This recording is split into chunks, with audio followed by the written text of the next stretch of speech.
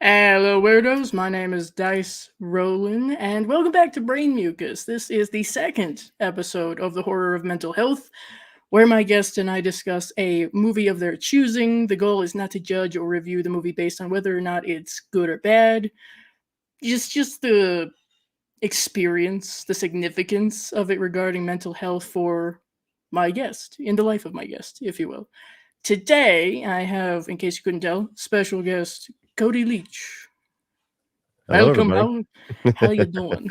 How's Not it too bad. going? Not too bad. It's been All the end of right. a long week in the middle of a long month. I'll I'll agree with that. hmm So, first, as a good host that I am pretending to be, why don't you introduce yourself to everybody in case somebody doesn't know who you are? Well, as the title thing over here says, my name is Cody Leach. I've been on YouTube for about I don't know, 7 years now, going on 7 years.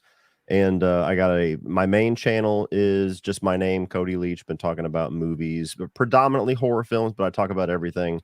And I also have a gaming channel called Cody Leach Game Chamber.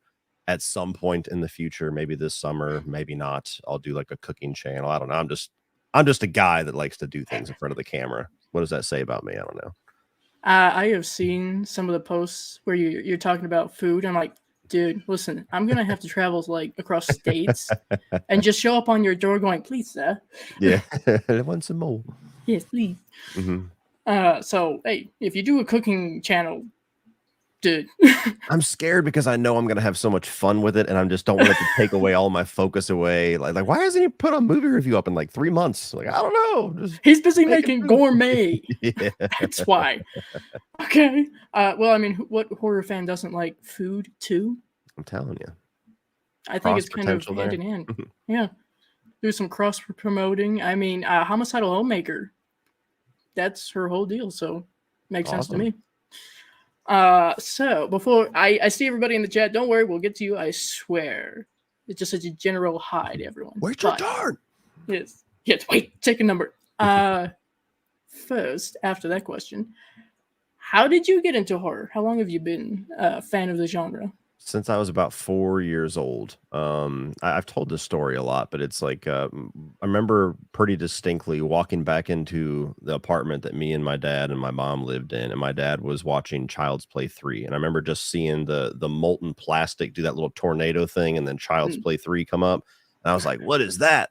And I sat there and watched at least most of it. I don't know. Kids don't really have too much attention, so maybe I only watched 5 minutes of it, and I remember watching the whole thing. But nonetheless, I watched some of Child's Play 3, immediately got hooked onto Child's Play, and then kind of my gateway drug went into Nightmare on Elm Street, and then it was just like gone from there. It was this weird little crazy world that only I knew about, and then I was just like, yeah, that Disney stuff, you can keep all that. What, you got more of this? Where's more of this? Whatever this is, please, thank you. I was pretty much limited to whatever VHSs my dad had, so that was kind of like my repertoire growing up. And so, Child's Play 1 through 3, the first 4 Nightmare on Elm Streets, the original Halloween, and just kind of dove through. Back in the day, it was just like with album covers. You whatever had the coolest cover on the VHS. You're like, I'll try that one. That looks Phantasm 2. That looks interesting. wild. Let me put that in. Yeah, no, and for everybody who maybe doesn't know what a VHS is, you probably shouldn't be This little square here. thing with tape in Yeah, it, and you put it in, and after you watch the movie, you got to then watch it in reverse to put it back to the beginning. yeah. But it's Be faster. kind, rewind. Remember, people? Yeah. I was always the kid that would not rewind it because Oh I was God. lazy, and then I would hate myself when I go to put the movie in, and I'm like, damn it, I didn't rewind it, and then I got to sit there and wait. Future me's problem. Thanks. Mm-hmm. All right. Quickly, we shall say hello to everyone. Hi, Troy. Roy Welcome. McClure. Yes. Nathan. Hello. Bonjour. Hello, CC. Welcome. Everybody Hello, saying sir. hi. Everybody saying hi. Hello, everybody. Hey, doing all right. Hope you're doing well. Also, James. I hope so, because otherwise you're gonna have to wait till the next episode or something. I don't know. Oh, our mutual pain in the ass is in the chat. Uh-oh. Wait a minute. Hello. Hello, Kit. Yeah, well, not the same room. Same space. We'll say same space. There you go. Same visual space. Yeah. Yes, Valley High School. That's what it is. Get out, Troy. Exactly. You had to go there to watch movies back in the day. Hey, the Sledges. Yeah, it's my first guest. Two of no my less. favorites. There you go. See, it all comes around. Welcome. Yes. All right, everybody, continue chatting. Love to see it. We'll have questions later. There's a segment. Don't worry about it. So, next question is what is the movie that you chose to discuss? So I chose to discuss one of my favorites of all time, and that's John Carpenter's Christine. It's a Stephen King adaptation on also a John Carpenter movie. So that's pretty much the two greatest things ever put together. Me and Dice were joking around before we went live that my first pick was going to be Pet Sematary, and I was like, that's probably going to be a real depressing ass conversation. Let's pivot a little bit. So, yeah, Christine's always been one of my favorites. It's always been in my top 5 Carpenters, and I never hardly ever see it in most people's. It's also in my top Stephen King adaptations, and I've never. I don't want to sound holier than that. I've never struggled too much with mental health stuff, but the few things that I have struggled with throughout my life, one of them certainly was bullying. And so when I saw Christine, I was just like, okay, I got a lot that I could say about that. That won't be too dark. Fair enough. I'm sure, like I told you, at some point through all this, someone's going to want to talk about Pet Sematary. And that's fine. That's another one I enjoy. I also like Christine. So I was kind of excited when you picked that one because yeah, there's a lot to talk about with that one. So on that same subject, you mentioned bullying. Is there any other like mental illness or disorder or anything of the sort that you think is represented in this movie? I mean, it kind of ties into, I don't know if it's a mental disorder, but just kind of the way that people tend to respond to bullying, or the way I've seen some people respond, and just kind of the losing yourself. People typically are bullied because of something regarding their identity, either the way that they look, or their sexual orientation, or their race, or the type of music that they like, or the type of movies that they like, or how they dress. And when you get bullied for stuff like that, you either dig your feet in the sand and become even more passionate about those things, or you change things about yourself to appease the people that are picking at you. And I've seen people lose themselves trying to do that, trying to appease those people and turn it into something that they're not. And so that's another thing that it's embodied quite visually in Christine, where somebody, really loses themselves and pretty much turns demonic, borderline demonic in the movie. So true. And I think that's an interesting element of this, because I don't think I fully articulated it mentally until you had phrased it that way when you brought it up when I asked you about this of losing yourself. Yeah. I mean, most people will call it possession, but losing yourself, same thing, essentially, just a different way. It could even perhaps be seen as like a toxic relationship in a way. So, sad with that, let's say. You went through some bullying, you said. So I imagine that's kind of how you would relate to this story. And I think it's how a lot of people relate to the character of Arnie.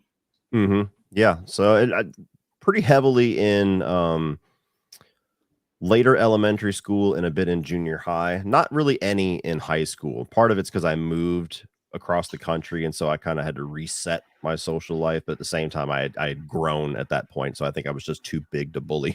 But somewhere around between 4th and 5th grade, where I really started to get into rock and heavy metal. That was kind of the big thing that did it for me, where we would have school projects and people were bringing in, Britney Spears projects and NSYNC projects. And I'm sitting there with my little Alice Cooper diorama. And yes.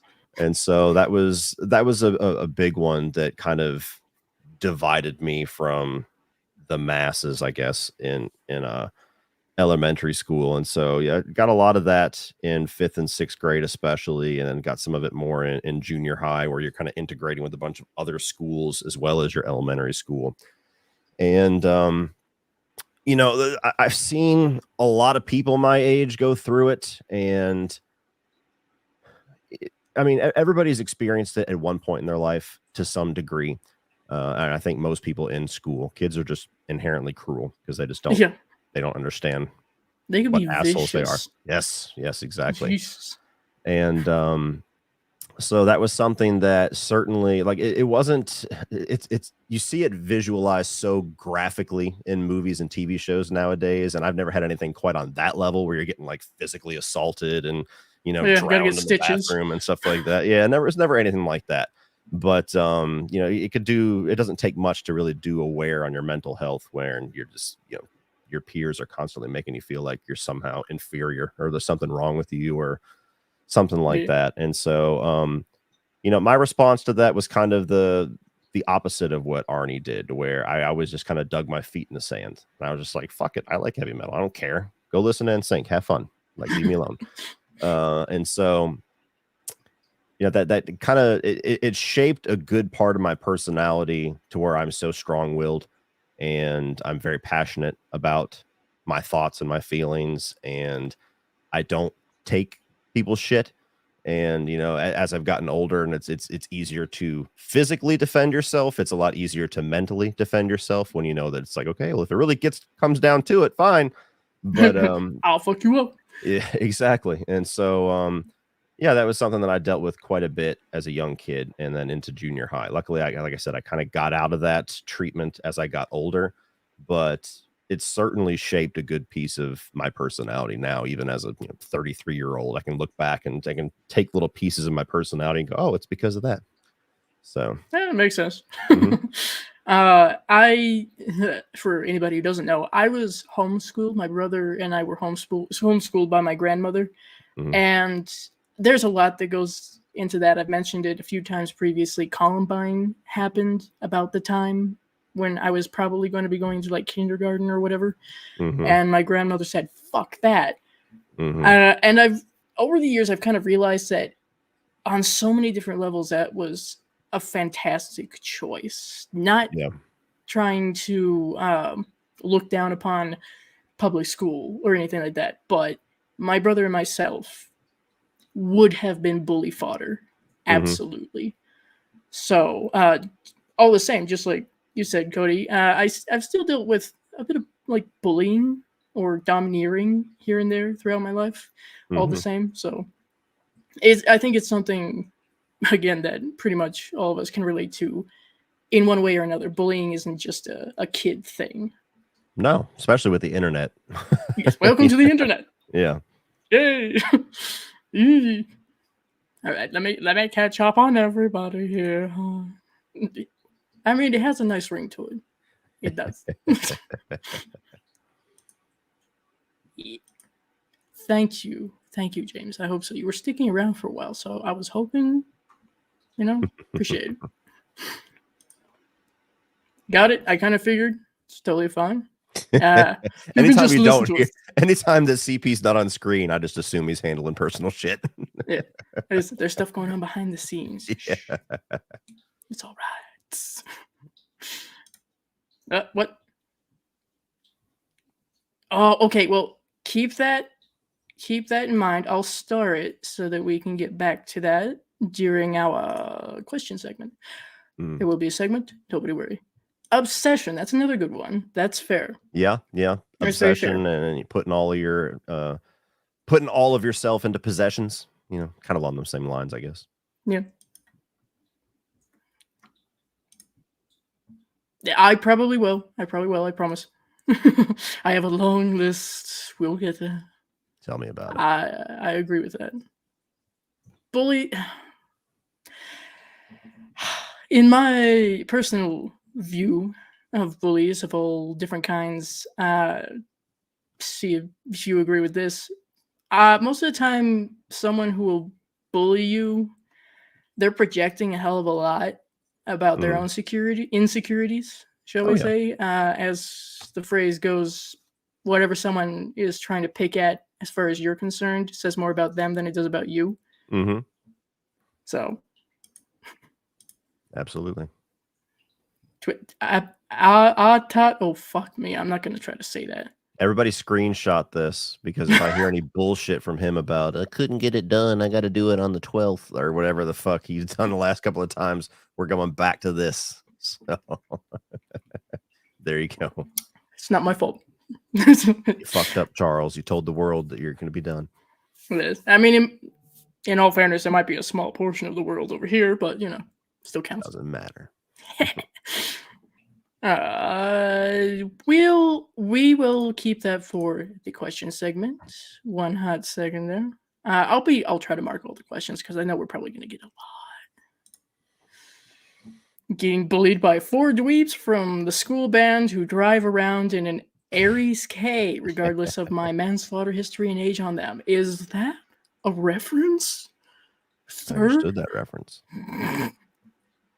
Shh, you'll upset certain groups of the horror community. He's playing Coy.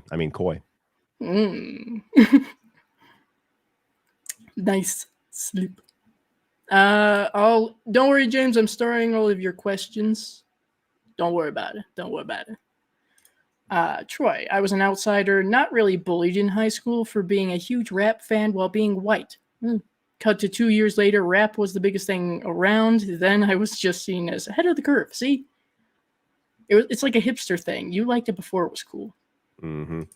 And then everybody else thinks it's cool, and you're mad because it's like you're no longer in your little cool group. Now it's everybody's. You got to share it. Yeah. Hello, Marcy. Welcome. Let's see. I've seen Christine. I feel they should have done a sequel or a remake. I would love to see them follow it up. I think if you watched at the end of the movie, it moves just slightly, meaning the car might reform itself. Yeah. So if they could do a modern movie in modern times where the same thing, like somebody finds the car and they get that little 50s greaser personality, I think it would be cool. Yeah. I would like that a lot more than, the first thing that came to my mind. I like that idea a lot more. But if it were like a Tesla, the villain was Elon Musk. I knew it. There you go. I like that idea a lot more because the car is tweeting. Oh God, it drives itself. Yeah. And hello, Joshua. It is it's me. That guy. That guy. And then that guy. Hi. Or some bullies are just psychopaths. This is also true. Who like targeting people for no reason. Yes. That's also an option. A personality a lot of that trait. Online. That too. Yes, plot twist. They're all on Twitter. Mm-hmm. It's a delightful place to be. Yeah. You've considered watching some of the fast whatever movies, and yeah, I'm tired. Yeah. I haven't even watched really any of those movies, and I'm tired. There's 11 of them. I can't believe there's 11. That's it. I quit.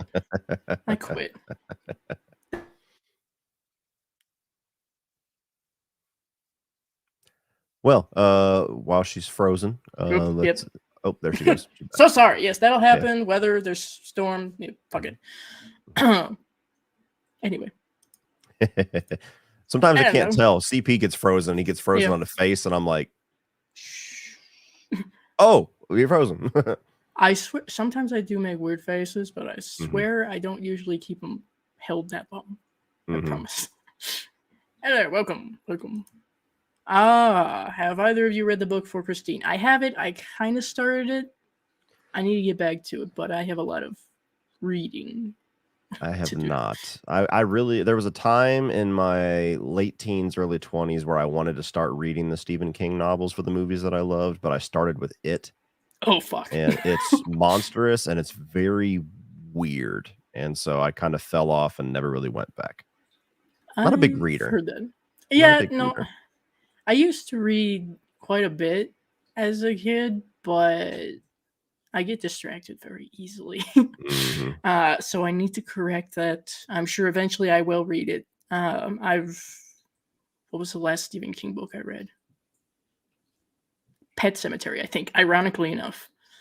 I almost got the audiobook of that because Michael C. Hall from Dexter does the voice for the audiobook. I'm like, that might work, but yeah. Well, audiobooks aren't bad. Maybe that would be a good thing to like cheating. It's like, I read. How many pages was that? How about how many minutes? Okay, all right. Remember seeing Christine for the first time. It was a VHS when I was a kid. We had the laser disc. That's a whole other conversation. Laser discs. That was something I never really had. Watch out for Killer Prius. Yeah. There is also a Yaris. I don't know car breeds. I'm sorry. That may sprain your ankle. Got it. Look out for the powder blue Prius. I never got the chance, and I do as well. I'm wondering what Blockbuster's going to do. I'll just say that. Yeah, they're opening a couple, I think, in LA or something, aren't they? Oh, fuck. That's way too far away from me. Yeah, they're doing something weird. We'll see. I mean, it's a very nostalgia-based thing, so maybe you'll do better than some people think. Never know. I'll agree with that, Marcy. Wonder how a Tarantino-directed Stephen King adaptation would look like. Ugh. I can't picture a Tarantino adaptation of anything. I feel like Tarantino only makes sense if he's just doing his own. If he's doing Tarantino mix of all of his influences. Yeah. I have no idea. I think the closest. Well, my mom says that Evil Dead 2013 was kind of Tarantino-esque, but I think that was mainly because of the blood. I don't know. Yeah, I don't know about that. Anyway.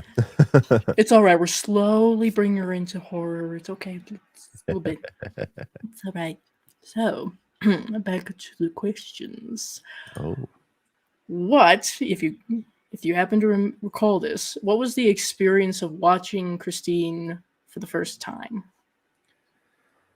I don't have a specific memory with it, but I'm pretty sure it's like most of my memories watching a lot of my favorite films, which is just me and my dad, and he throws it on and either tells me to sit down and watch it, like, watch it, this is cool, you'll like it, or he throws it on and I just get interested in it and sit down.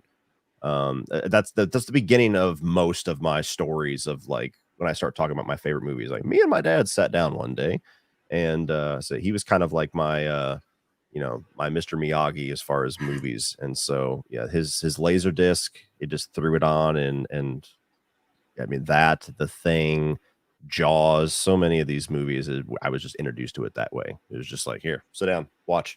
Okay. And yeah, I don't have a specific memory the way that I do with Child's Play 3, but 9 out of 10 chance that's probably how it went down. Fair enough. Sounds about right.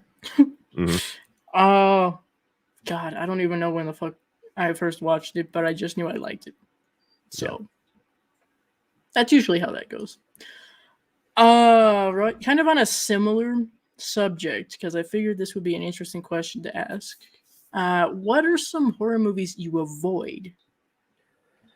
All of the ones that are kind of like the video nasties, is that what they call it? Like the human centipedes, and the whatever the fuck the one's called. Jesus, I'm blanking on it. Where there's like literally pedophilia and everything in it. All the movies that everybody's like, you gotta watch it because it's so crazy, and I'm like, no, I don't need to do that. Serbian film. That's the movie I was talking about. Okay. So Serbian film, and yeah, exactly. Yeah, all the movies that CP covers. There we go. I avoid all those. Perfect. But yeah, pretty much those. I'm also not really big on. I mean, it's basically a subgenre at this point, like the sexual assault revenge movies, like The Last House on the Left and I Spit on Your Grave and stuff. I've seen a couple of them, but that's like the least interesting subgenre to me, because I'm just like, I don't really want to watch that. Like, I get it. Okay, something brutal and hard to watch happens in the first act, and then it's just her fucking them up for the next 2 acts. I get it. So those are the ones that I kind of avoid just for my own reasons. You know, there's a lot of people want you to watch them and especially review them just because they want to see your reaction to the shock value. And I'm just like, I don't need it. I don't need to But have why? that image. I don't need to have the memory of watching that. I don't need to be able to join in on the discussion on it. I'm good. So those are pretty much the ones that I avoid. That's fair. Mm-hmm. I'll agree with that because, well, Ken Sledge actually during the previous episode was talking about how he doesn't like essay horror movies either. Mm-hmm. Totally understand why some would, but yeah, no, that's not a subgenre I'm particularly intrigued to delve into that much. Mm-hmm. I know there are some movies that I'm curious about, but it's not something I actively go for. And Yeah. the extreme, like, for a while there, I don't know if it still is, but for a while on YouTube especially, there was that extreme horror movies iceberg that people were talking about and exploring. And the further down you went, the more obscure and nasty, I guess they would get. I've apparently just lightly tapped the tip of that with like Cannibal Holocaust and stuff like that. Mm-hmm. I have no real desire to go that deep. No, thank you. Yeah. Slaughter vomit dolls? No, I'm good. Thank you. As appealing as that sounds, I think I'll skip it. Make an educated guess. This isn't going to be very high on my ranking. So this probably isn't going to be a comedy, is it? Mm-mm. Oh no, okay. Oh, not for family night. No. Okay, so now everybody, I will open up the floor, so to speak.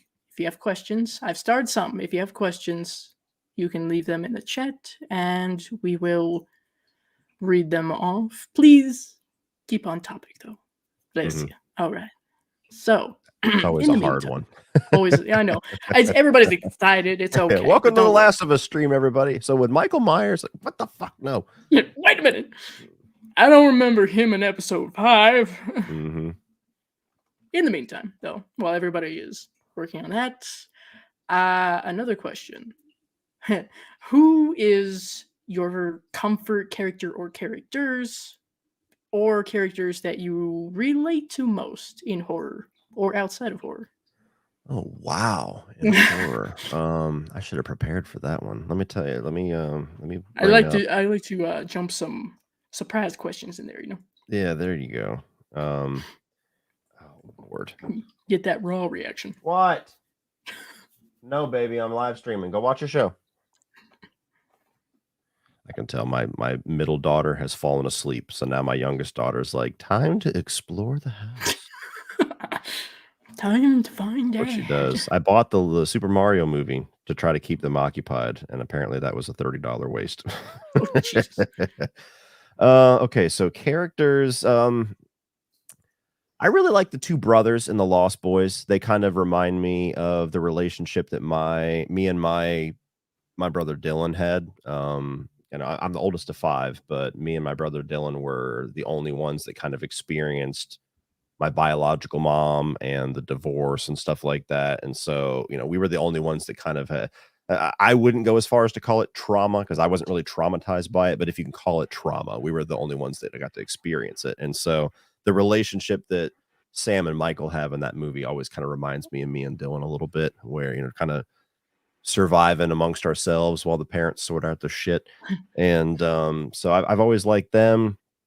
I like Michael a lot in the Phantasm movies, the younger brother. Yeah. For kind of the same reason. I never had an older brother, but just that curiosity, that kind of being older than he actually is, like his maturity level is just ridiculous for how young he is in that first movie. That was always kind of mini MacGyver.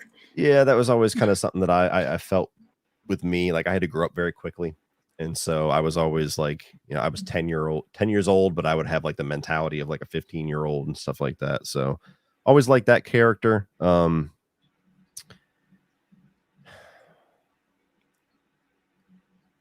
don't know if I have an answer beyond that. I'm trying to look in. Okay. Trick or Treat. So from 1986, Ragman. For all the reasons that we talked about earlier about getting bullied for being a metal fan and stuff like that, like everything that I experienced without like the physical assault side. Yeah, I watched that movie. I watched that movie and I'm like, yeah, That's how it Yeah. goes. That I like that. I know you're a fan of that one. I like that one. That was one that I had shown my family, I think, either last year or the year before for Halloween. And it was really funny to see my mom at the point where he starts to like do this booby trap kind of thing to get revenge on the bullies. It was really funny to see my mom like, yeah, Get all him. right, just get him. Plus, you're used to seeing him as Skippy, so Yeah. Right, let's see. I like those answers actually. I am also a fan of Mike from Phantasm, so I'm the eldest as well for my brother and myself. It's just us, but I'm the eldest, and everybody's always very thrown off by that because I have, as my brother says, younger sibling vibes, and also I'm very small compared to him. Oh, okay. I'm He's like significantly larger than all of my siblings, so I have the enough. opposite problem where it's just like, yeah, that's clearly the older brother. Yeah, he's the one. Yeah, it just throws everybody off, and I think it's really fucking funny to stand behind him because I can and be completely out of someone's view and then step around going, hey, he might be the tall one, but I am the psycho. Yeah, there you Be go. afraid. Right. Now let's see what we have here as far as comments. Let's do a little catch up. Pet Cemetery is a great book. I enjoyed it. Yeah.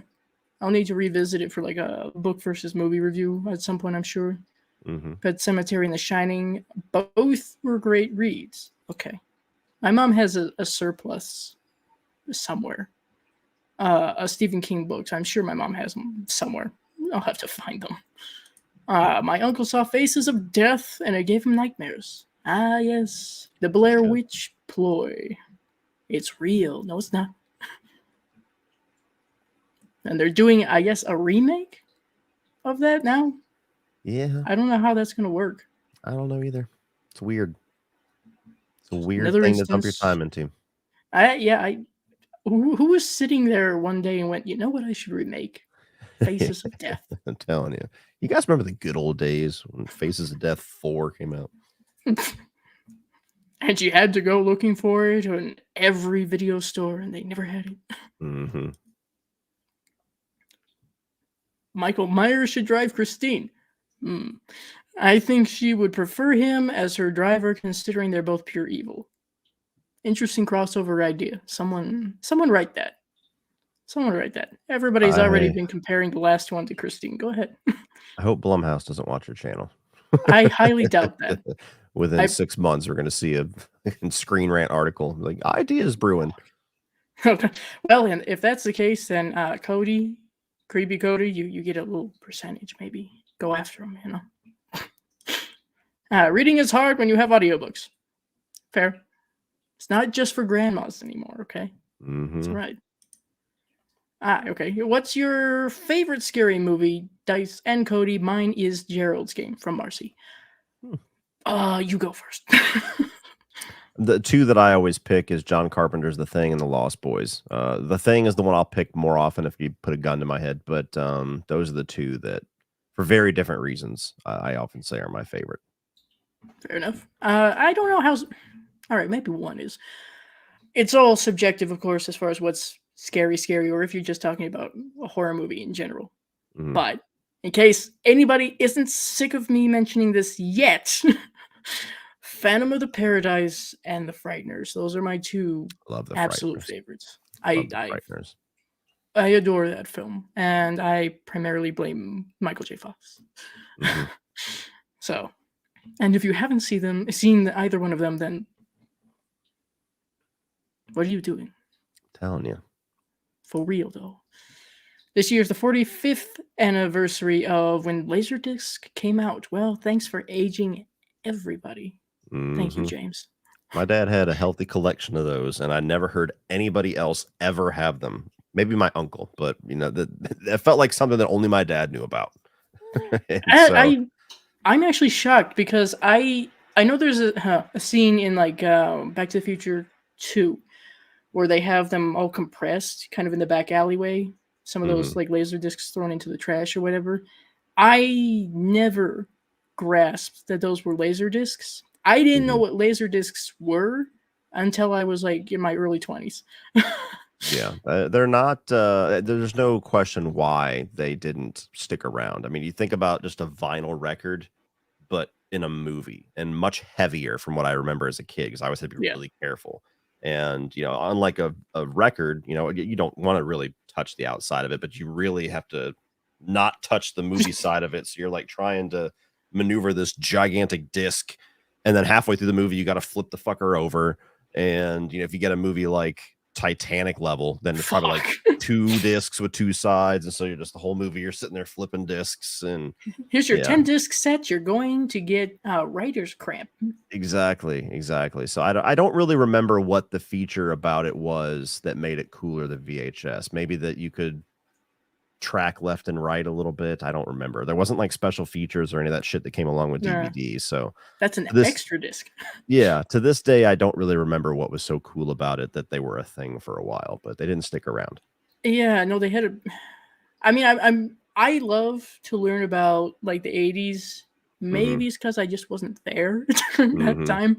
But from what I hear about laser discs, yeah, they were really fucking short lived. And I guess one of the big perks was that they had a really good picture quality, I Maybe compared think. to VHS, but Yeah, nowhere near DVD. And DVD yeah. was around by the time I was like 9, and so the amount of time that I had to appreciate how good a Laserdisc was pretty small. I don't know. I'm sure some laser disc collectors out there will be like, you don't know anything.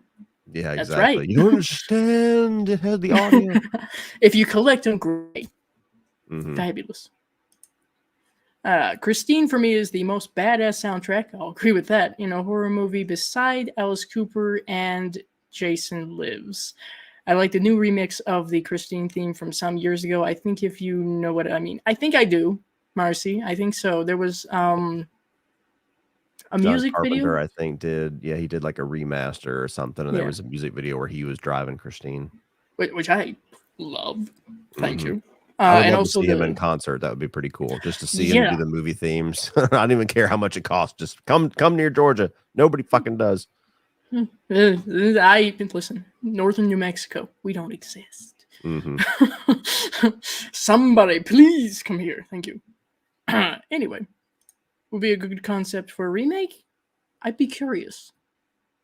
I'd be very curious. I'm hesitant with a lot of remakes. I think that you could do it where it's like a what do they call it? A rebootquel, Yeah. where it's a remake, but technically it's a sequel, kind of like Evil Dead 2013, where it's like Hmm. is it a remake? Is it a sequel? Kind of both. Yeah. But yeah, that idea I had where it's the same car, same concept, but in 2023, 2024, whenever the hell it would come out, but same car. And that would make sense. I Mhm. mean, it would make sense because again, the whole nostalgia wave thing Mhm. of people wanting the retro stuff, Exactly. it would make sense. Just as long as Blumhouse doesn't do it. Anyway, for Cody from Creepy Clown Girl, if you could send a note to your younger self, what would you say? It'd be a short note. It would just say everything will be okay. That's fair Because enough. everybody when you're in school, whether that's elementary, junior, especially high school, when you're in it, that feels like that's going to define your life. Like if I Hmm. don't succeed in high school, if I'm not a part of the clique in high school, if I'm not valedictorian in high school, if I'm not the popular prom king in high school, my life is meaningless. And within, I don't even think 2 years for most people, within 2 years of being out in the real world, you realize how much high school and all that just does not fucking matter whatsoever. And you'll Yup. find out you'll come to find it'll be entertaining. I mean, just take my example. Like I was a very quiet kid in high school. I had some friends and I was not, like I said, I wasn't bullied in high school. I wasn't like, you know, really low on the rung or whatever you want to say, but I was very quiet, kind of antisocial, and was not really big into the social scene at school. And now I'm probably the most well-known person from my high school class. And you look at all the people that were like the hierarchies that you wanted to strive. Some people would want to strive to be, and some of them are fucking losers, and they're just living in the same town, not doing anything, or they're drunks or whatever. And all the people that were looking down on you are they've all gotten fucking fat, and like people all throughout high school, all the different cliques and all the different little roles that we all play. It means dick whenever you get into the adult world, because everybody changes, everybody grows, everybody slides back, and so it doesn't fucking matter. And when you're in high school, it feels like it does. And if I just had my future self be like, it's okay, you'll be fine, it's fine. Yeah. Remember, everybody, if you knew some people who peaked in high school, it's just down the hill from there. Yeah It's a fast ride. Mm-hmm. All right. James Moss, can Cody do a review of Creepshow 1982? I will probably have to at some point. I've never seen any of the Creepshow movies. Oh yeah, that's right. I remember you mentioning that. Sir, we need to talk about this. I'm not really big on horror anthologies. Good. That's just, I think I've seen most of the bad ones, and it's kind of shooed me away. Trick or Treat is the only one I've watched that I genuinely love. But I've watched, a number of the VHS films. Haven't really loved any of them. I've seen Tales from the Dark Side, pretty decent. Yeah. But yeah, I haven't seen Creepshow. Maybe that's the golden standard. Maybe that's why I'm not a big fan. It's one that a lot of people really like, from what I've heard. And this was something that I actually participated in over on the Sledgehammer Horror channel very recently. We ranked the segments of both Creepshow and Creepshow 2. Plug. But it's one that my dad introduced myself and my brother to. And he likes to revisit that during Halloween because I have a copy. It's real convenient for him, Mm-hmm. But it's fun. I think if you have the standard for anthology horror set that low, hopefully this one will be really fun. Okay. Because it does play a lot on the comic book style. Okay. Lots of horror cameos. And Good. It's just fun, kind of that spooky vibe. So I like hopefully fun. you like it. Yeah. Don't we all? Remember, Oftentimes guys? the recommendations I get are like, you should check this out. It's absolutely garbage. I just want to hear you rant on it. And I'm like, but that's not fun to watch. Give me something good. Yeah. And on a similar subject from James once again, well, I do a review of Creepshow 2. Yes, probably. I don't know when, but yes, probably. Mm-hmm. I want to see if I can't get some others involved, guests to help each segment. Mm-hmm. We'll see how that works out. From James once again, I have a question for Cody. Which is the best review that you ever did? Oh Lord, I don't know how to answer that. They all bleed together, man. I mean, I don't. Kind of a blur. Yeah, I really don't know. I can tell you the videos that I'm probably most proud of, or that I look back on the most. They're not really reviews, but the first episode of Pitch Wars that I did with my buddy Durbin from Durbania, I really loved that video. The first 31 on 31, I'm very proud of, because it kicked off this whole thing that's become a big event. And I can't think of an individual movie review that I like really like. Man, that's the one. So I don't know. I would have to prepare for that. I have to look back. Yeah. Mm-hmm. I mean, if nothing else, just click that little like popular tab on Cody's channel, and you'll see what everybody else thinks is the best, I guess. Yeah. It's weird how that works, man. Okay, let's get to, oh God, there's one. Okay, I'll get to you guys. Hold on. One thing at a time. Where the hell did we leave off? Here we go. Hard Candy was a hard watch. Fair. Yeah, I've heard that one was pretty good. I've heard about it. I've not seen it yet. Mm-hmm. I basically know the events of the movie, so I feel like I've seen it. It's become like they always play those clips of the movie like on Facebook or Instagram, and that's one of those things where they play a clip and everybody in the comments like, what movie is this? So I know the gist of what happens. It sounds like it would probably be an interesting watch. Yeah, and I like the actors that are involved in it. So yeah, no, if I'm thinking of the right one, Elliot Page. Yes, and Okay, cool. Patrick Wilson, I think, is the creep in it. Yes, Okay, good. Then I am thinking of the right one. That's Mhm. a revenge, I think, sub genre Mhm. movie as Yes, well. but I don't think you actually see the thing that they're taking revenge for, so it's probably a Right. much more palatable watch for me. Yeah. Yeah. That's not I Spit on Your Grave or Last House on the Left kind of levels. Yeah. Yeah. Lady Vengeance is a great revenge film that doesn't have to lean into the SA aspect. Definitely worth a watch. Hmm, Okay, okay. Troy. I feel like I've heard that one. I'll have to look. Marcy, question that are in topic. Okay. What do you think about burgers? Marcy, god damn it. Well, to be fair, Cody, you were talking about cooking Yeah, channel and I you threw have us made all off. burgers. You've made burgers, so go ahead. I mean, I love a good burger, but Yeah. emphasis on the word good because there can be some very shitty ones very easily. I love making them myself. The best burger you can get from a restaurant that I've had is actually from Chili's, believe it or not. They got a Alex's Santa Fe burger that's got like roasted jalapenos, and I'm not typically a guacamole guy, but they put a little bit of avocado on it. It actually really works. There's like a spicy sauce and something else, but it's a really good, like thick grilled burger. And I don't really typically like burgers from restaurants because for a multitude of reasons. I'm kind of medium rare type of person, so that can be Hmm. kind of iffy in restaurants. So I can kind of understand that. Hmm. That burger, while sounding good, would probably kill me due Yeah. to my digestive issues. But Ah, I have found that there's Red Robin is not bad for you me. know, they opened But a Red Robin in Ohio a few months before I moved when I was damn, 14. And so I've never been able to experience a Red Robin. I remember they built it and everybody was like, oh my God, it's so good. And then we went to Georgia and I haven't seen one since. damn. But Well, I still Georgia see has the something against it. commercials. The fuckers never neglect to put commercials around you when you can't go to one. They're like, Yeah, Red Robin, yum. I'm like, not near me. Fuck you. yeah, fair.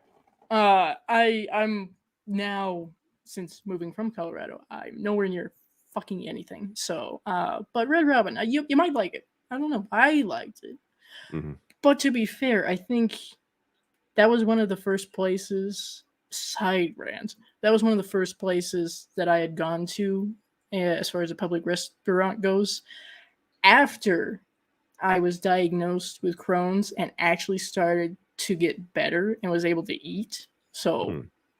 maybe that has something to do with it. I don't know, but it was good. It was good, and I went back several I'm, times. So I'm thinking of that Eddie Murphy bit where he's like, if you're starving on the street and somebody throws you a saltine, it's like, that's the best fucking cracker I've ever had in my life. true. Mm-hmm. Yes, I can confirm this. That Mm-hmm. and orange soda. Anyway, this 1993 Super Mario's movie on DVD. Never seen it. Plead the fifth. Hmm. I have no idea. Not in my wheelhouse. I think. Yeah. Never had the desire to watch No. it. All I've heard is how horrible it is. And I'm like, I believe you. Moving on. Yeah, okay. Maybe at some point we'll correct this. I don't know. Hmm. I have no idea. Hello, Sean. Yes, Hello, I Sean. I had to do a sacrifice, to summon the Cody, and clearly it worked. So I'm not going to tell you how I did it. Anyway, She just put a whole bunch uh, of Halloween 2018, Halloween Kills, and Winnie the Pooh Blood and Honey into a pit, lit it up on fire, and I appeared. it plot twisted us. I didn't have to do anything to ignite it. It just burst into flames on its own. Yes, absolutely. I guess Herbert West is my comfort character because he's very dedicated to what he wants and doesn't give up regarding his goals. He hates people, and I do too. People are a problem for us both. Creepy Hmm. Cody. All right. I like Herbert West, but I wouldn't classify him as a comfort character. We'll put it that way. Hmm. He'd be interesting to talk to. I think I like to think of myself as a Creighton Duke. Who is that from? That's got to be something. Jason Goes to Hell. Oh, The okay. Crocodile Dundee looking dude that shows up out of nowhere, like, I've been hunting Jason the whole time. It's like, well, where the fuck have you been? Because you've done a shit job. Yeah, you've done a real fucking piss poor job, man. Fair enough. You can have that one, Zodiac. My comfort character is Freddy Krueger. James, I Ooh. have some questions. Well, I mean, I'm I not going to can't judge you. judge too hard because Freddy was my comfort too when I was a kid. I used to watch a Nightmare on Elm Street movie before I went to bed at night. So I don't know what that says about me, but that was my comfort. Where my dad's like, "All right, what movie am I putting on? You're gonna lay down and go to sleep." I'm like, Nightmare on Elm Street 3, Nightmare on Elm Street 4. All right. Well, again, who are we to judge? We are in Mhm. the horror community. I We're turned all out weird here. fine. Yes, we're fine. We're totally fine. Don't look in the basement. We're totally Mhm. fine. Not that I identified with him. Okay, we'll see. Clarification. On a deeper level, I saw the son in Evil Dead Rise. Much like myself, a wannabe DJ, the posters and stickers in his room were identical to mine back in the day.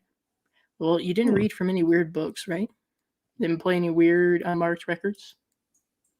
Yeah. Remember, don't play the vinyl, man. What's this thing written in blood? Let's read it. That's filed under. We're not going to look at that. Thank you.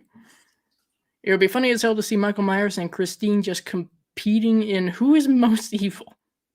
I'd watch it. Just for fun. I'd watch it.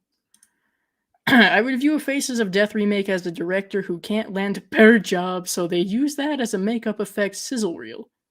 Maybe. Probably accurate. Maybe. Unfortunately. Guess we'll have to see. Mhm. Hello, Ashton. Welcome. I'm catching up. I know. I'm sorry. Hello, Boogeyman. I'm doing all right. Thus far, despite the rain.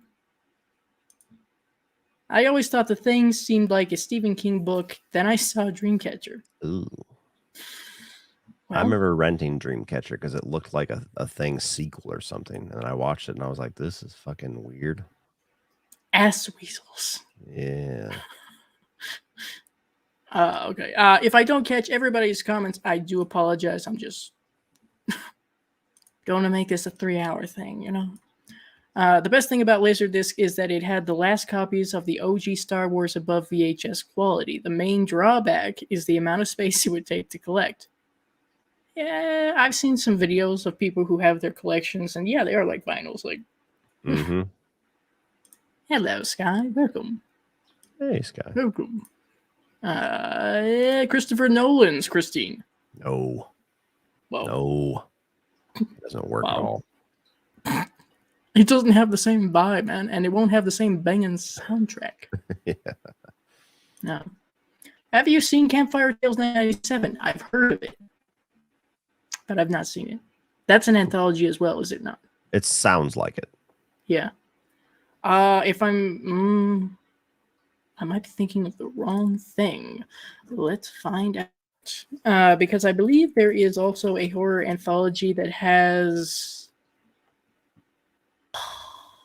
Brad Dourif somewhere, but I don't know if that's the same thing as this. Yeah, I don't know. The title Campfire Tales makes me think of Are You Afraid of the Dark? The old Nickelodeon show. Okay, that is not the same thing. Got it. Submitted for the approval of the Midnight Society. Yes.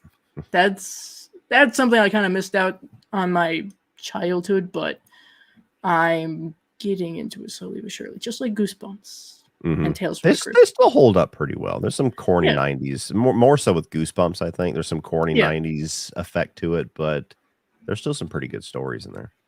Yeah, there some of that is terrifying. That opening was iconically terrifying back in the day. Yeah. Ooh. Hey, just in case you don't know what you're in for. Yeah. Here's a clown doll. The Dead Man's Float is the one that I'm thinking of as far as from that series. Terrifying. Thanks so much. I always like the one with the vampire neighbors. It's kind of like Fright Night, and they keep trying to discover, and then then it turns out the son, the little kid of the family, is like the Count Dracula, and the adults are just the minions. Every kid's dream.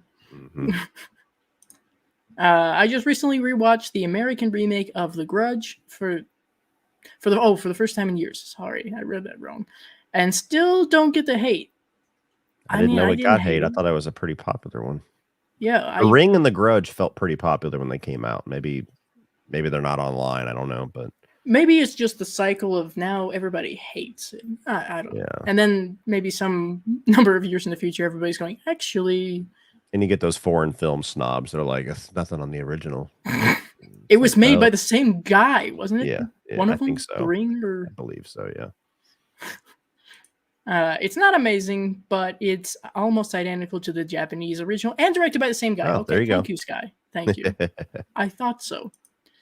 I'm gonna say, am I the only one that thinks it's funny that David Gordon Green, that made the new Halloween trilogy, made Pineapple Express and some of the Danny McBride HBO comedy series, made a horror movie? It's a little I amusing. mean, we've seen examples of that. I mean, people that are darkly humorous tend to be into horror and stuff like that. I mean, I don't limit somebody off of what they succeed in, but I remember that feeling weird when they announced it because it was him and Danny McBride back to back. It was like, these are the guys doing the new Halloween. It was like, what the fuck? Wait, what? What? Yeah, I don't think that it should make him suddenly be stuck in the horror world, though. Like, I'm not really excited about the fact that he's doing this new Exorcist trilogy. And I've heard great things. yeah, don't expect much. I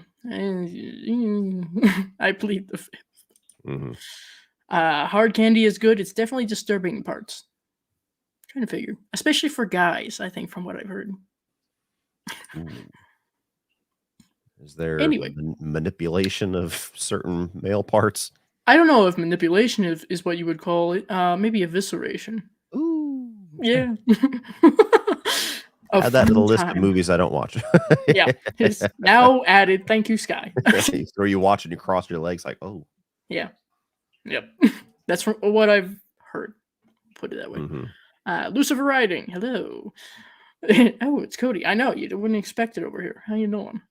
Watched all his Dexter reviews. Cool. That was a fun series. I'm not on the Dexter train just simply because I haven't seen any of it yet. It's a hard series to recommend because there's so much of it that is literally some of the best TV ever. And then it ends shitty twice. Oh, and God. So it's like, do I really set you up for that disappointment by recommending it? I don't know. Well, I'm sure at some point I'll probably watch it. Just Mm-hmm. I have some catching up to do. I'm not good at TV series and keeping with them. I hear you. It's a rape revenge without the gore. Okay. Well, that's no fun. To each their own. Maybe if you don't have to see the first part, the bloody revenge isn't as necessary, but that's the only part of the movie that's satisfying to me is when you see the act and then you're like, okay, they need to die like in the most painful possible way that you can make look realistic. Go now. Be creative. Let's go. Mm-hmm. Sky sent Lady Vengeance to you. Okay. Oh. Cool. Are you back there somewhere, Lady Vengeance? Just pops off the shelf. Yeah. That'd be crazy. Red Robin fries are incredible. I agree. I like the ones that had garlic on them. Those were nice. They say that Halloween Ends was inspired by Christine. Well, it absolutely yeah, that's what some was. said. Yeah, it's pretty heavily similar. Yeah, maybe that would be a good double feature. End with Christine. That way you're going up. Yeah, there you go. Good. One of the best burgers I ever had was at the Brown Derby. A Wagyu? Wagyu is like it's a Japanese thing where it's really high fat content. Oh, so super juicy, greasy burger. All right. With an over easy egg. You know what's funny is the over easy egg on anything, burgers, sandwiches, whatever, when the yolk comes down, like it looks amazing. I can't do it. I cannot eat a runny yolk. Something about that raw egg look. I can't do it. I've heard some people say it just looks like snot. Yeah. It's a matter of taste. I went through a lot of food safety courses through a couple of jobs that I have, and so it's made me very sensitive to certain things, like meat being within temperature, meat being Mm. within date, and not cross-contaminating, and eggs and everything. And so I'm very sensitive to the look of certain things or the smell of certain things. Like if meat starts to smell like it's going, but nope, throw it out. Nope, Don't yep, care what the date says. And it's that way with eggs for me, where if it's I could do scrambled eggs, I can do like the fried hard eggs, like the patties you get like at McDonald's and shit. Yeah. But anything runny, I'm out. Can't do it. I don't It mind. looks glorious, but Yeah, it looks great. it does. I can do an over easy egg, but I can't have it all the time. Mm-hmm. So, Brown Derby is a Disney restaurant. Okay. Oh, okay. So you paid $85 for that burger. The mouse made the burger for you. Mm-hmm. Got it. 85. At least he's wearing gloves. You know, I don't know. Tiffany used to be my horror comfort character. Used to, okay. She's basically shaped me as a child. No offense, and I think Used you'll take to that as as a in she compliment. was cool and bride, and then Sky watched the rest of the series and said, "Never mind, you're not comforted anymore." I think you'll take this probably as a compliment then, but that makes sense, Guy. Mm-hmm. I say it with affection. Yeah. I hate what they've done to her. Okay, There so you like go. the series. Yeah. Does that include the series? It has to have, yeah. I mean, Tiffany was incredible in Bride of Chucky. She was still pretty good in Seed. Seed is terrible, but she's pretty good in Seed. And then Curse, Cult, and especially the series has just been like, what have you done? What have you done to Tiffany? Well, I'm encouraged. You're probably right about Faces of Detroit. Yeah. I'm glad that Cody did a review of all the Sleepaway Camp movies. How was that? Fun too. That was fun too. All right. Those are movies that are bad, but you can have fun with how bad they are. So I just turn on a little comedy and I can get through it pretty easy. Fair enough. At least there's that. God, I hate a boring horror movie. Oh, that's the worst ones. You're like, what the fuck do I tell you? Besides, I was almost asleep. Like, at least if it's really bad, me and CP are very similarly minded. So we just sit there. I'm like, oh, there's another bit. Oh, there's another bit. There's a joke. Yeah. No, I know when I'm having a lot of fun with a bad horror movie because I'm just really fucking fast. I have to remind myself, oh, don't forget about this part as I'm writing. Mm-hmm. But I'm going through the Howling franchise still. And I just finished writing my script for 4. And I feel like I should find some sort of Gordon Ramsay meme somewhere. It's got to exist where he goes, "It's dry." Mm-hmm. It's just boring as fuck. Anyway, I've never seen any of them past the original, and there are like 8 or 9 of them or something like that. Like 8, I think. The Howling franchise is probably the reason why we decided to do the community vote thing for this most recent 31 on 31, because we wanted to include the Howling, and I was like, but then we got to do the other 8, and then that's like half the fucking movies. Like right there, it's a third of them, just shit horror Howling sequels. And it's I've seen up to 5. I haven't seen 6 or anything after that yet. The only one that I've seen a chunk of, because it was on Cinemax way back in the day, is whatever one takes place in like Russia or something. I remember it being like snowy. That has to be the 5th one, because there's a castle. It is snowy. Yeah, I remember the ending of the movie distinctly, to where a guy and a girl hug, and then the girl is like, yes, that's the 5th one. Yes. Yep. It's a murder mystery kind of thing, which, okay, fair enough. After the 4th one, that's like, okay, not bad.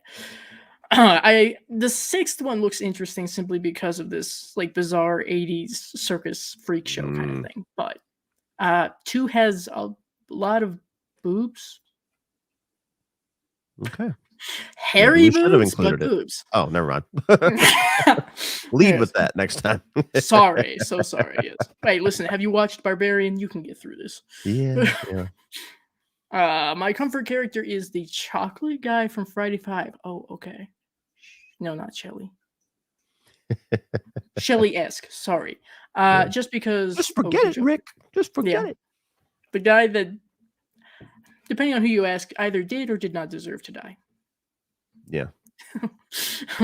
Fun how he died because of a chocolate bar.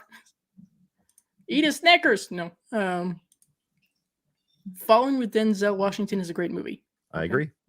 Is it because Denzel Washington? Because that's fair. Hans Zimmer score of Christine. Crazy, man. I don't know. I don't know about that because I like what John Carpenter did. Mm-hmm. Tales from the Hood is one of my faves, and it's a favorite of Ken Sledge as well. So I need to watch that. Tales from the Crypt should be on HBO Max. I think they should bring it back. Yeah, because I'm watching that as well for like a mini review series for my patrons. I love Are You Afraid of the Dark? The opening still terrifies me. Yeah, I love that opening.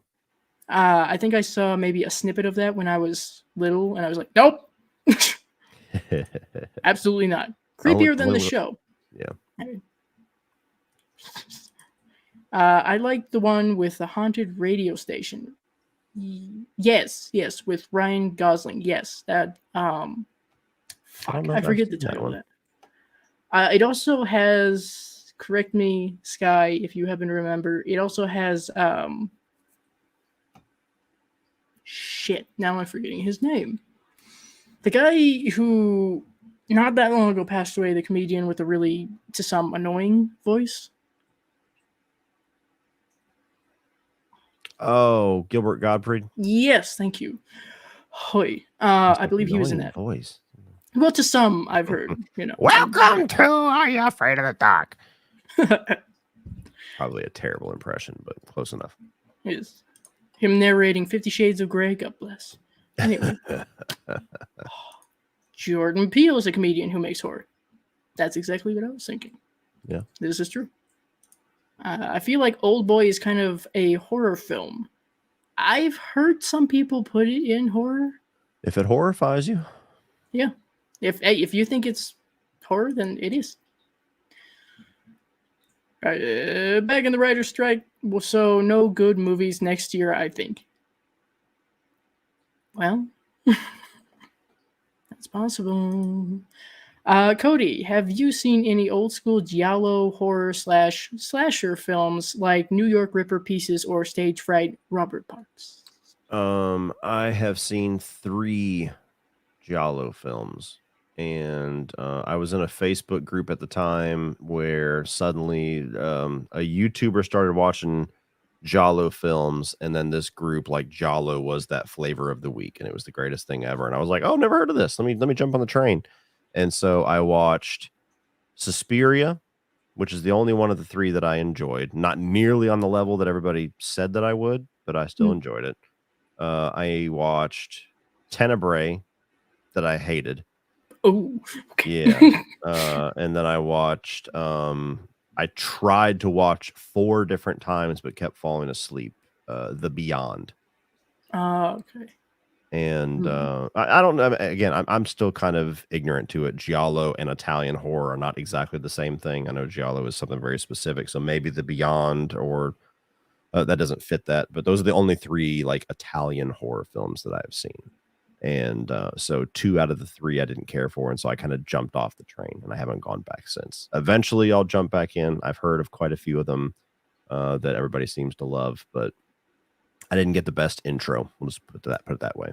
That's fair enough. I mean, Suspiria makes sense. That's the one that a lot of people will just go to if they don't know giallo too much. I'm no expert. I know Celise, Sweet and Spooky, she has done, I don't know if she's still doing like a giallo series in a way. Maybe she would have some good ideas. Deep Red is one that I kind of like, but I've heard some people say it's shit, so what do I know? Yeah. What's my taste in giallo mean? Once again, I apologize to everybody. I'm just looking for questions and whatnot. Okay. Marcy, name some actors that started their career in a horror movie like John Travolta and Johnny Depp. Both started their career in a horror movie, Carrie and the first Nightmare movie. Oh, and Sam Neill in Omen 3. There's a lot. Yeah, Jennifer Aniston was in Leprechaun. This didn't start his career, but you got Matthew McConaughey in the horrible fourth Texas Chainsaw Massacre. I saw Eva Mendes in one of those Children of the Corn movies. They've all just bled together, so that's just like they're all one movie. Not that she's a giant name, but I saw her in that one. I was like, oh, hey, that's probably where she got her start. A recognizable face. Naomi Watts was in one of them too. I think the fourth one. So yeah, you'd be surprised at how many, even like A-list actors. Leo DiCaprio, Critters 3. You know, how many giant A-list actors or pretty popular actors got their start in horror. And I can't stand the ones that pretend it didn't happen. Yeah, they act like that didn't happen. Like, I wasn't in that movie. Shut up about it. But I saw it. I haven't. Yeah, you get some that at least embrace it. Embrace your early beginnings, you son of a bitch. So show some appreciation. God damn it. Mm-hmm. God. Okay, so George Clooney, he was in one of the like lesser known slasher movies, and I can't remember the name. Yeah, it must be lesser known because I have no idea. I'm like, Paul Rudd, Halloween 5. Yep, Sky. Yeah, or 6. Yeah, there. I think Brad Pitt was in another lesser known slasher somewhere about high school or something. George Clooney was like a security guard in the one he was in, I think, from what I've seen. So, I'll tell you what, I'm sure there's more. Everybody just flood the comments with it. Go ahead. Cutting class is what somebody says. Thank you. Yes, I believe that's correct. Bless you. Someone's paying attention. Scott, I laughed my ass off. That is the highest compliment, to be honest. Okay, good. And yeah, the season 2 was just it for me. Don Mancini just goes way OTT with the camp and an already inherently campy series. Yeah, it's too much for me too. Some people it works for, but I need my Mancini levels at about a 3. Tone it down. Marcy, a question for Cody. That annoying kid from the Sleepaway Camp remake versus Wesley Snipes' Blade. I'm assuming you mean the 4th movie. I don't know if it was a remake, but versus Wesley Snipes' Blade. Yeah, seeing Wesley Snipes kill him would be enjoyable. Well, you still got the most annoying movie character I've ever seen. Oh God. Well, I look forward to that. Troy, I know this will be off topic by the time you get to it. Yeah, sorry, catching up. But at least the mouse wears gloves was a great retort. Thank you. They're always wearing gloves, man. Watch the ones that don't. Why does Goofy get to walk around and Pluto's gotta be in a doghouse? Deep questions, man. I saw somebody trying to argue that Goofy and company are all cows. I'm like, what? No. No. The fuck are you trying to make happen? There are cow characters, yes, but Goofy's not a cow. I'm not exactly clear on what the fuck he is, but he's not a cow. Just saw a video of Joe Bob Briggs talking about most of the Howling movies. Most? Oh, God. Well. Good luck. Did you guys watch The Midnight Club? Is that was that the series that got canceled?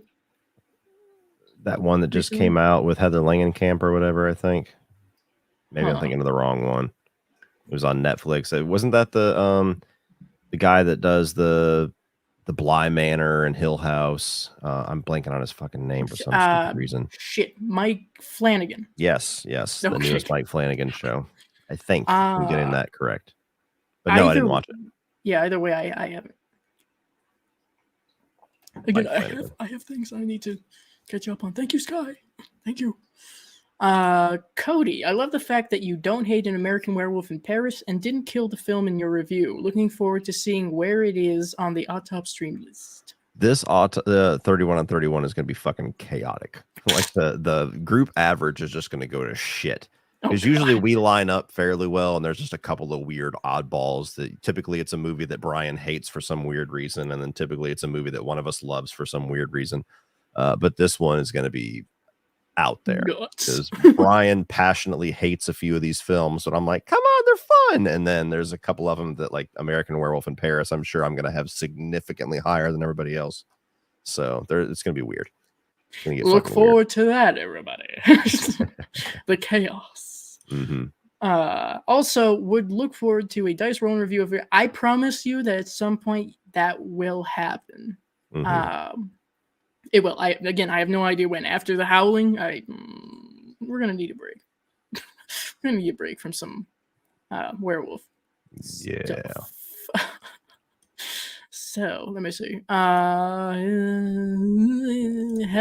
Vince Taylor, have you guys seen The Void? I have not. I have. I don't remember hardly anything about it. Everybody was hyping it up because they were like, the practical effects, it's like The Thing. And I was like, yeah, but the story and the characters are shit. And so I watched it and just couldn't get into it. I honestly can't tell you anything about the movie. I can visualize a couple of the creatures, which are Thing-esque, but everything surrounding the practical effects, I'm just like, Mm. I've heard it's in the H.P. Lovecraft yes, kind of subgenre. That's about all I know, which very is much so. fine. I'd like to go into things for the most part kind of blind. As do I. As do Yeah. I. James Moss, I like the angry video game nerd. How I watched a little bit.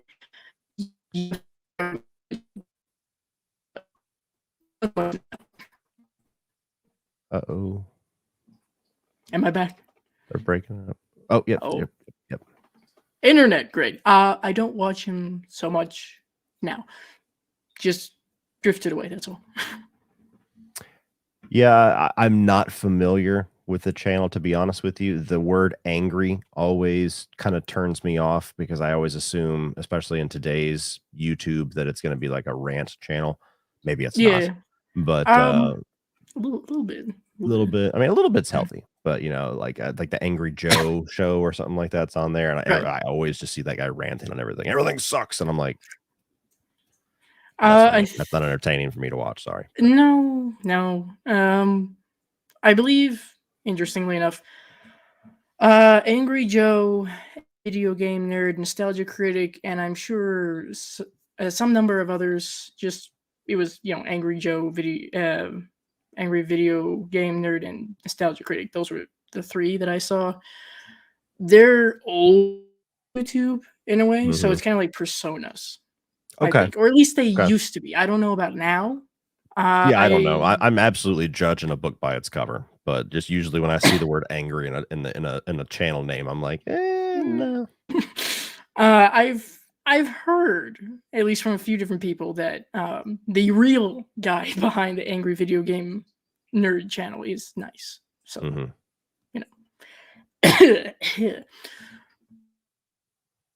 see. Yeah, thank you. Yes, Robert. Bless you. Jennifer. I think what you meant was phenomena. Pheromones. I think phenomena is what Jennifer Connelly has pheromones that affect most of us, but yes, I get what you're saying. True. Who can argue with that? Anyway, Bruce Willis hasn't been in any horror movies. The Sixth Sense, again, I put it in horror, but I know some people might not. It's one of those movies that teeters on that horror thriller. It's just like Seven and the Silence of the Lambs. Those are the ones that always start arguments. No matter what title you pick, you're wrong. Yeah, you can't win here. That's right. Or The Covenant. That was fun. A totally straight film. Everybody's wearing G-straps for some reason. Smacking each other with towels, totally straight. Just like, Top Gun. George Clooney, Laura Dern, and Charlie Sheen in Grizzly 2. That's right. Charlie Sheen was in Grizzly 2. Anyway, Henry Cavill. Okay. Yeah, Hellraiser, Hellworld. Okay, see, I haven't seen past 2 yet, so. Ooh. That's an interesting ride. Do that right after the Howling. Oh, no. Right after the Howling, thanks. Year, I basically knocked out all of my miserable movies in 2020. I went through Wrong Turn, Leprechaun, Hellraiser, and Saw all in 1 year just to get them out of the way. And every time I knocked out one of them, CP was always like, fuck, this is going to be a next 31 on 31, isn't it? That's why he's doing all this. And now I always joke with him. I'm like, I got my homework done, boys. Oh my God. All right. So, yeah. Please God, no. Okay. So the Midnight Club was canceled. Okay. So I think I am on the same page as you as far as what you talking about there. I haven't seen it. I was hearing good things. So Jamie Curtis in Halloween and the Fog. Yeah, I think Halloween she's been in a lot of horror. She was in Prom Night too. So yeah, Prom Night. I don't immediately think of her because she's stayed in horror and gone back to horror numerous times, where a lot of these other ones, they did like one low rent horror film and then they acted like that never happened. Like I was born an A-lister. What are you talking about? It was just a check. Yeah. Brian is always the one to upset the balance to every 31 and 31. With the exception of the action one. The action one, CP, was the one fucking up the works. But yes, Brian typically, there's a reason why I have the Lomax Award to give out every year, because he's always got the wild takes in there. Makes sense. RoboCop is not a good movie. I'm like, what the fuck, Brian? You're about to be burnt to a crisp, man.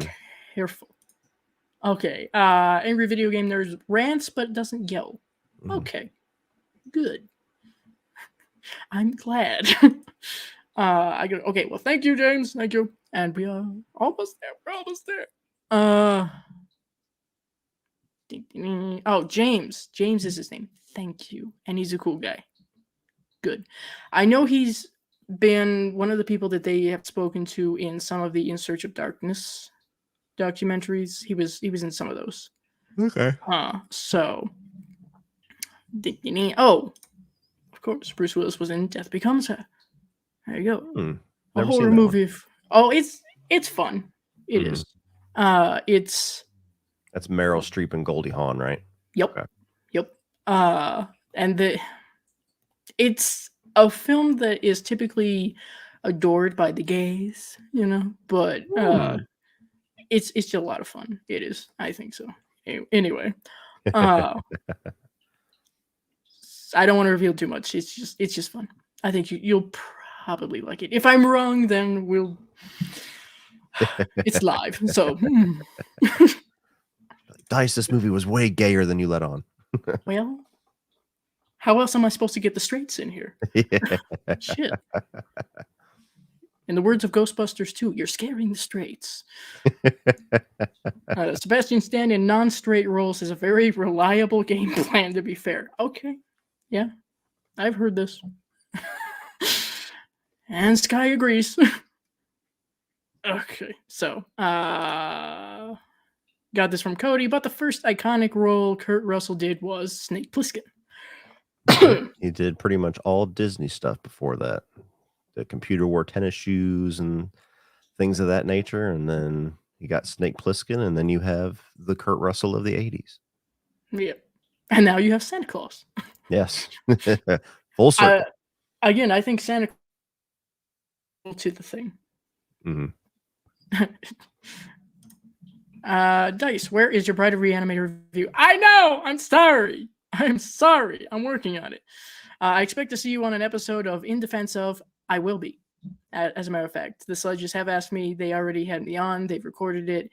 I don't know when exactly it'll be coming out, but yeah, I have an episode that they'll be putting out, and I'm not telling you what movie I defended.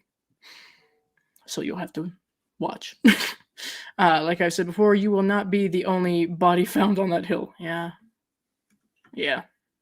You might know which movie it was, but yeah, he does movie stuff as well, just as himself, James. Okay, gotcha. Yep. And we're back. Okay, we're all caught up. Good, excellent. So next question. Oh, bless you. No, don't get me wrong. I love y'all. Y'all great. You're fabulous. So now shut up. Yeah. You're great. Shut up. What would you like to say to anyone who's listening who's dealing with similar subjects as what we discussed with Christine? The most important one, well, aside from what you're talking about with it'll all be okay. Like, just hang in there.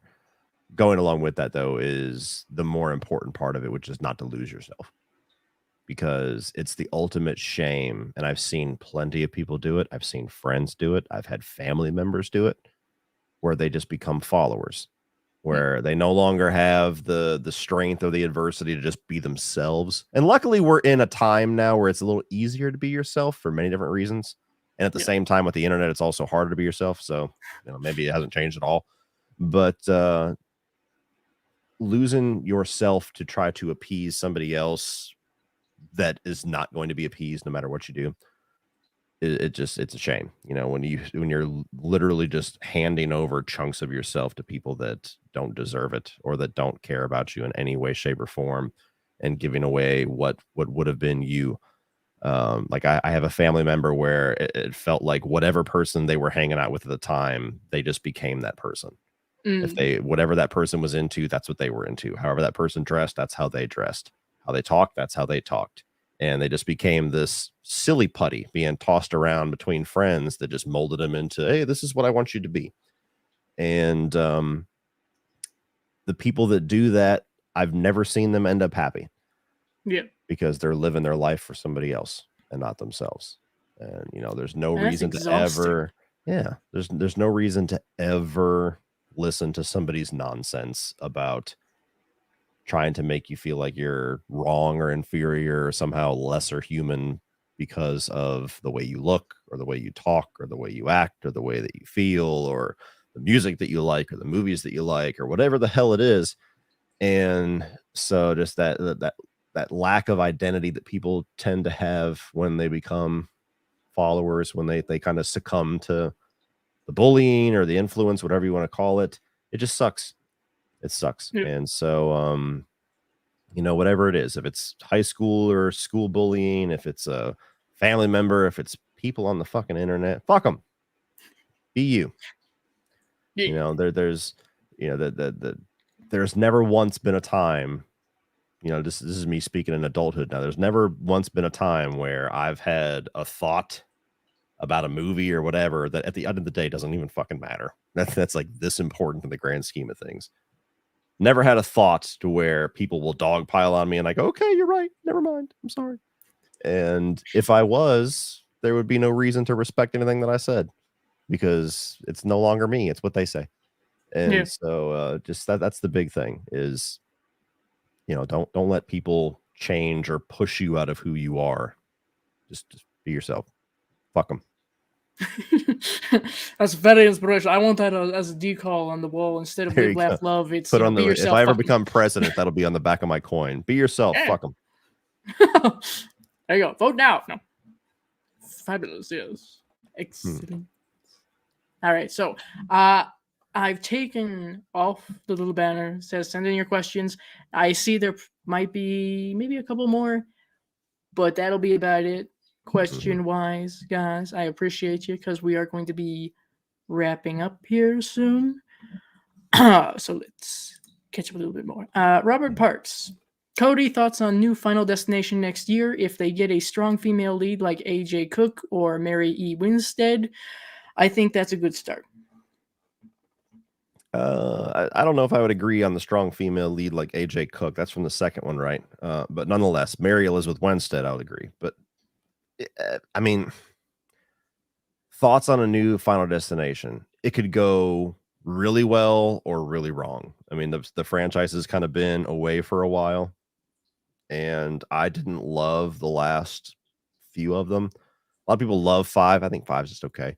So, it's not a movie I'm dying to see. I just hope that they do it right, and I'd be excited to do a review series to finally talk about those movies, but I'm in no hurry for it. So if it happens next year, great. If it doesn't, it's whatever.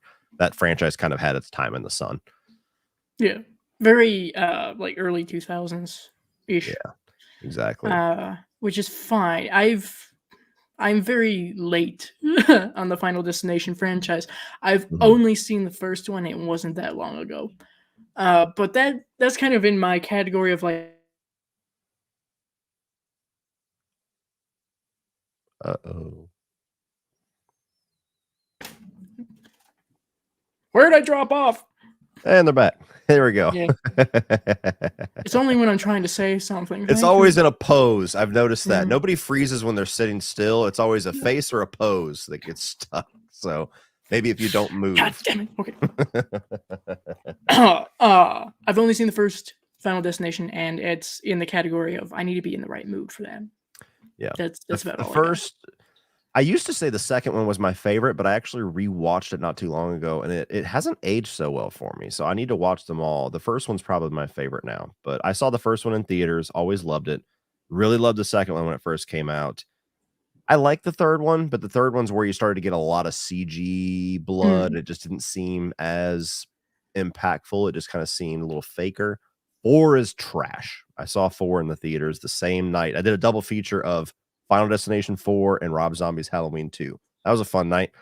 And the fifth one I didn't even bother seeing until it came out on home video because 4 was so bad. And I was like, yeah, that was pretty good. Not bad, but yeah. I know it has its fans. I just Yes. might not be one. Yeah, it was kind of keeping gore alive a little bit there in the early 2000s when we were, in that little transitional phase out of the 90s. In the dark ages. Mm-hmm. Did you know Restart. Did you know Quentin Tarantino was considered to direct Halloween Curse? What a movie that would have been. I Again, I can't picture Quentin Tarantino ever being a director for hire on something. I can't picture a Tarantino movie that is not 100% Tarantino. My brain just doesn't compute it. How else is he going to squeeze in some sort of foot fetish shit if he's not in control of it? Exactly.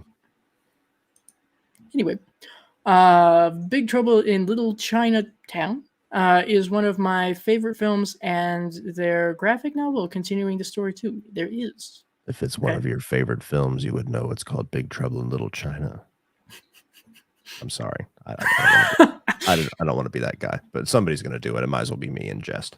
Yes, you don't want to be. Actually, yes. You say you're an expert on this, but you act. Lack of identity is common with borderline personality. I can't speak. Personality disorder. It's fair enough. Yeah. There's a lot that I don't know about, so I'm absolutely no expert. But I trust you, Sky. I trust you. It's one of the main characteristics of the disorder. It's not the case always, but food for thought.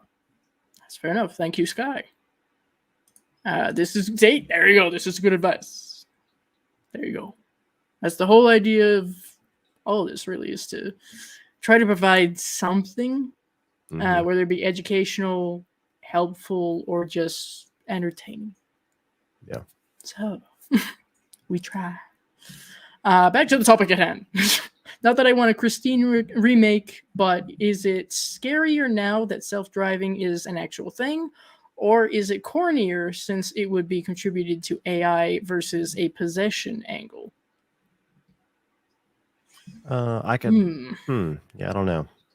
I mean, we've seen AI horror driving cars, all that in the Child's Play remake and stuff. So I think the Christine angle is scarier, especially if you keep it in the context where cars don't drive themselves. Maybe that's the one flaw with my little modern idea, is that nobody would be that scared until they're like, why is the car still going towards me? Oh, fuck.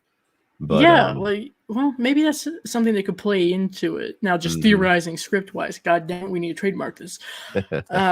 If people did just automatically assume, oh, it's like, wow, a modernized version of this retro car. Wow, cool. But at some point, it does take that turn of like, oh shit, it's possessed. Tesla makes a Fury? Oh my god! Don't give him ideas. Don't do it. I have the problem that many people talk around my bag about gossip on me, and even though I know they talk about me, and I say it to them, that they know they're denying it. Oh, okay, so they kind of go behind your back, like, and then pretend like what you call a coward. Yes. Which is another person that you should not bother yourself with, because if they don't have the balls to say it in front of you, there's a reason, and take comfort in that. It's gonna, one of those, I've had that happen quite a few times in my adulthood as, co-workers and stuff. It's like, why didn't you say that when I'm 2 feet away from you? Explain. Oh, no Are answer? you Okay. scared yet? Yeah. I think it's scarier Troy more grounded. Fair enough. Jackie Brown disagrees, Cody. That's my least favorite Tarantino movie. So Oh, okay. that might be No, why. That might be why. Scott, my mom has been working in mental health care for almost 30 years, so I know a good bit. Good. That's awesome. And applause to your mom as well. Mm-hmm. That's marvelous. And I'm sure there's a lot of people who appreciate that. It's needed. We'll put it that way. It's needed. So, now that we're wrapping things up just a little bit, Cody, my esteemed guest, upcoming videos, projects, anything going on? Oh Lord, what don't I have upcoming?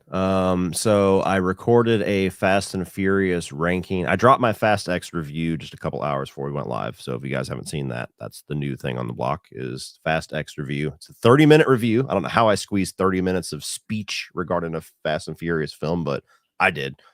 Fast and Furious ranking will be this weekend. I'm just pending a sponsor approval, so maybe Monday if they're a little slow. Sometimes in the weekend they don't get back to me right away. I have one more week before 31 on 31, so I've been kind of doing vampire werewolf reviews this month to kind of prep for it. I really want to do a review on Fright Night Part 2 because nobody talks about it. And I like that one. I do too. And then the Fright Night remake, because the people that shit on that movie need to be silenced. No, I'm just kidding.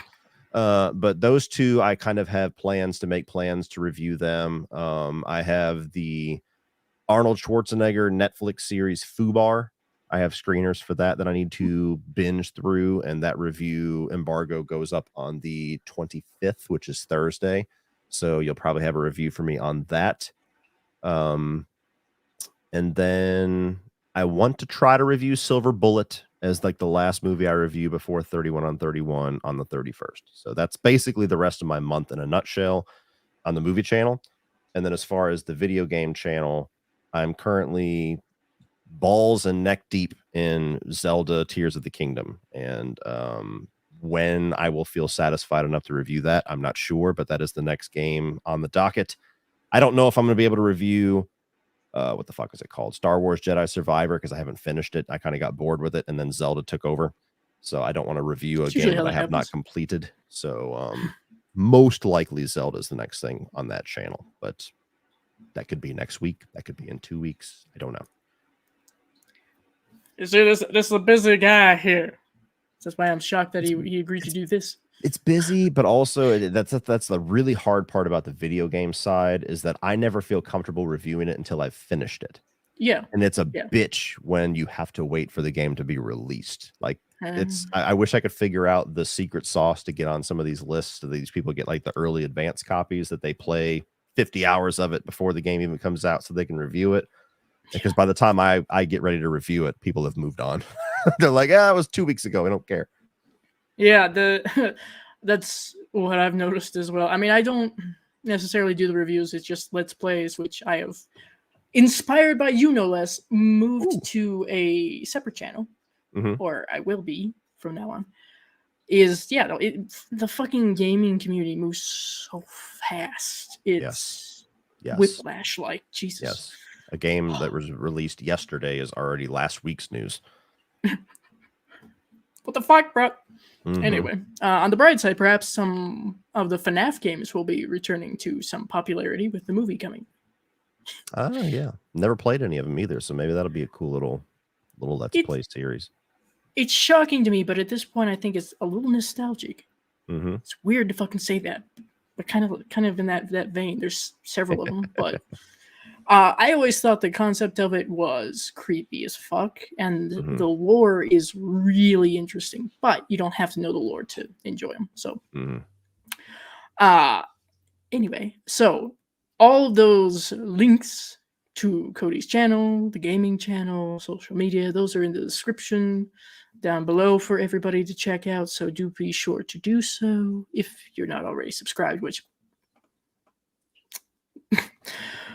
But, name yourself. Raise your hand. Who are you? I know you're here. Anyway, we will go through just the last few little comments here, and then we'll be off. So, Okay. and if they talk about you behind your back, they probably talk about everybody else behind theirs. Exactly. Absolutely. It's a them problem, not you, Marcy. There you go, Sky. Mhm. Exactly. I've That was a encountered some of those big too. thing that I encountered when I moved down south. That Mm. whole Southern nice thing is bullshit. They're nice Yeah. when you can see and hear them. But, yeah, I had somebody in high school do that where they're, "Hey, man, what's up, bro? Yeah, what's up, man? Give me a hug, man. Yeah, man, I love you, man. We gotta hang out sometime." 5 feet away. Fucking hate that son of a bitch. I'm just like, "Do you do that Damn. when I walk away? Like, what the fuck?" Like It's very possible. Yeah.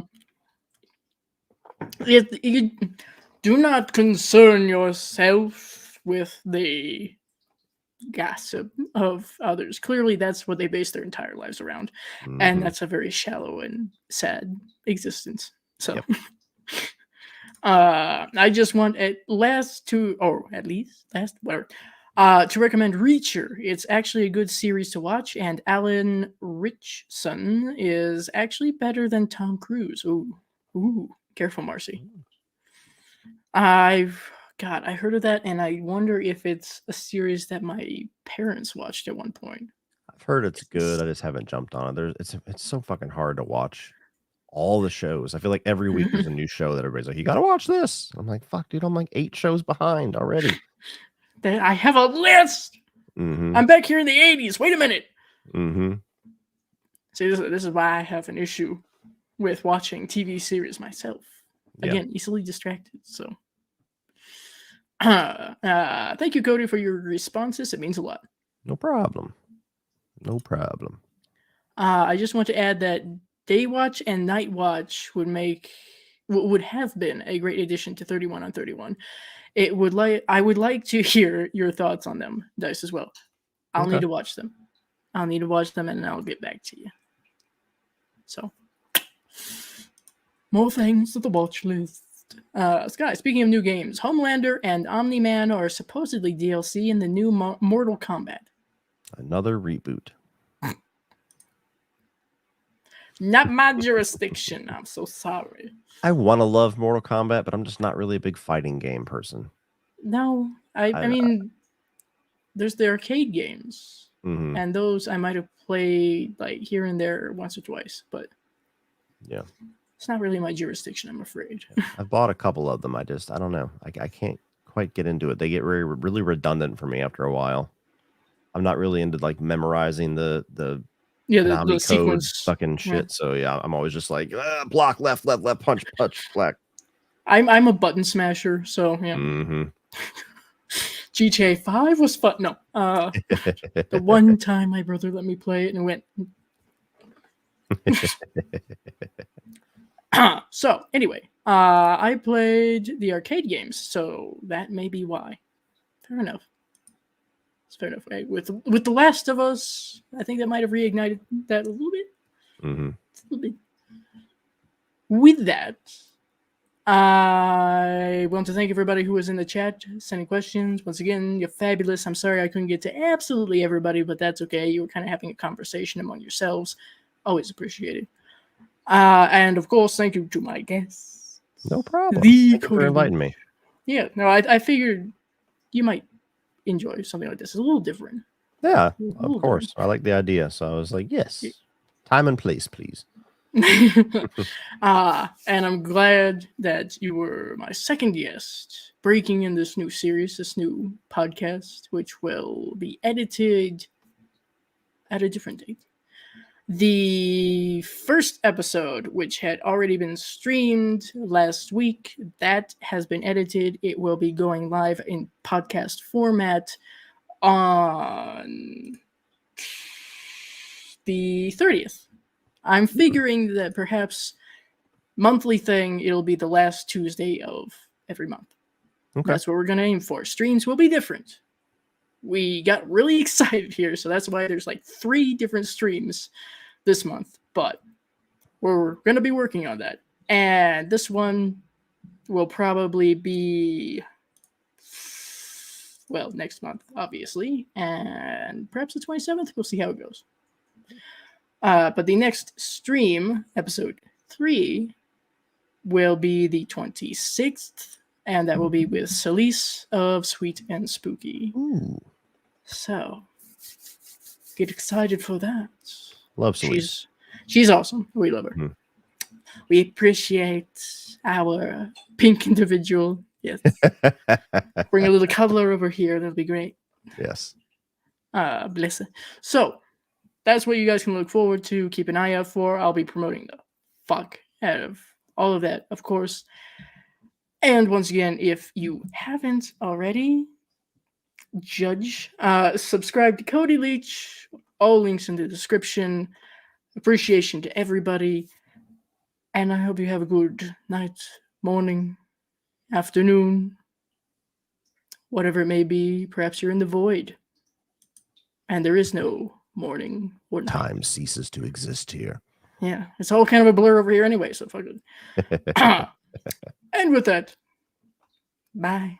Good night. Yeah.